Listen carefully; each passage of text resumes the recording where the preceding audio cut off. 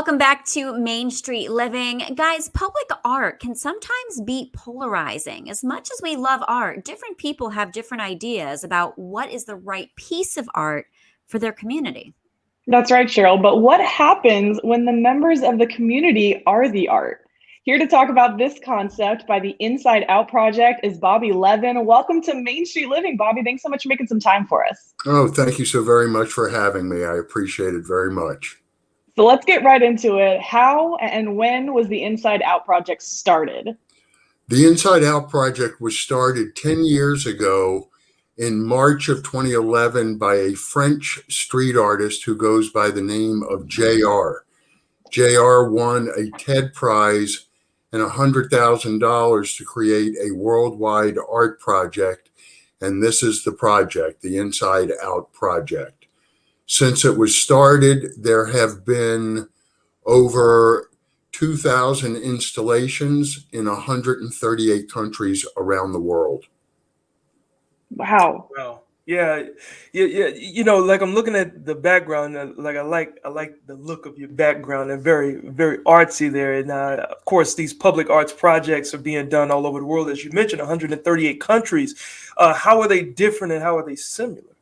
And that's what's interesting about this particular project, Quincy, is they are all the same insofar as they are a series of close-up cropped photographs on a signature black and white background. It's the background you see behind me. So in that, cool. in that respect, they're all the same. At the same time, they're all different because each installation around the world has its own theme and its own message as to what it is highlighting and its own purpose. So that's how they're all the same, and that's how they're different. Nice. So speaking of purpose, what's the mission of the Inside Out Project? Well, on the grander scale, the Inside Out Project, and again, each installation around the world is referred to as a group action, and each group action is a completely independently organized project.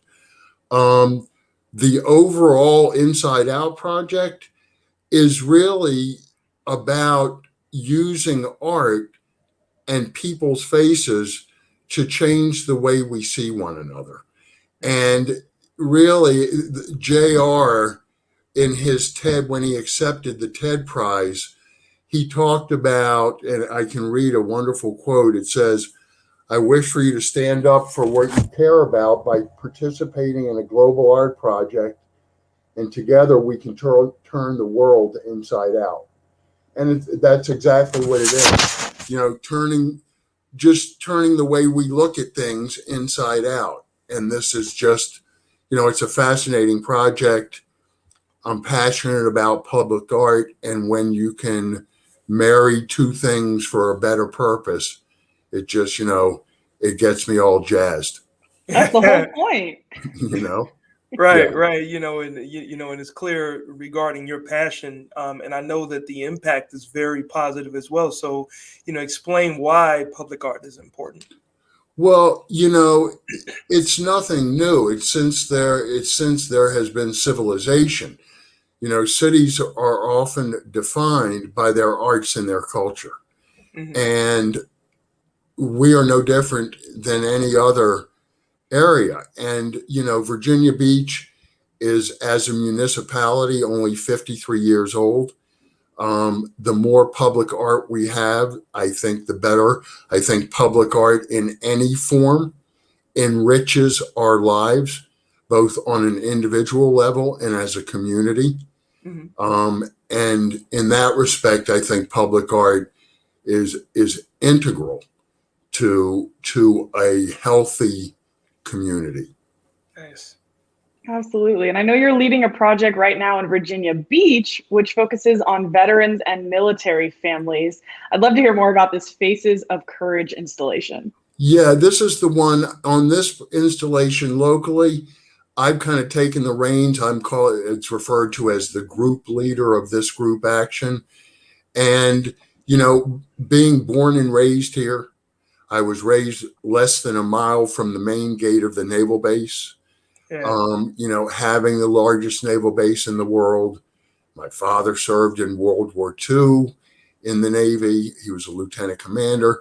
These are things that are important to me, especially the older I get, the more important it becomes. And, I wanted to do something that would contribute to the community and make us a better place to be. And just recognizing the sacrifice of not only veterans, but military families is important. And this is a unique project that allows us to do it. It's also fascinating insofar as the sheer scale of the project. The installation is 290 feet wide. It's almost as wide as a football field is long.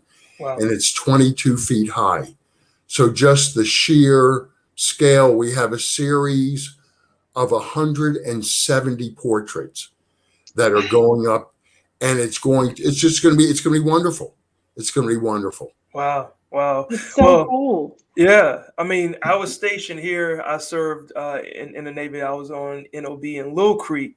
And I'm still here. I had no idea this was around. So for the viewers, how can they get more information about the Inside Out project and the Faces of Courage installation? Well, starting tomorrow, you'll be able to go to www.usafacesofcourage.com, and you'll see we'll be updating the content on a regular basis.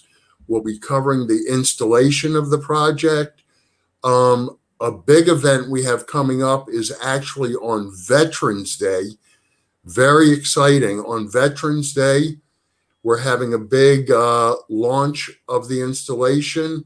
It's on Virginia Beach Boulevard between Witch Duck Road and Newtown Road. You can't miss it.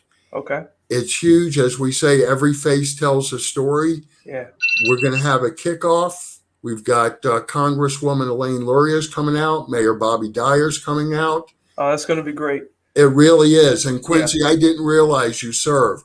That's very cool. I appreciate that. And thank you for serving. Awesome, man. Likewise. Certainly appreciate you coming on the show and sharing that with us today. And because I'm here, even our other co-host, Cheryl, we may be able to swing by and check it out. Oh, God, I'd love to have you out. Please. It's Thursday, November 11th from 12:45 to 1:30. Would love to see you. Thank you. Thank you very, very much, Bobby. All right. Well, Danielle, up next, we have a little magic for you. Yep. A magical garden located in the desert. So stick around and we have more after the break.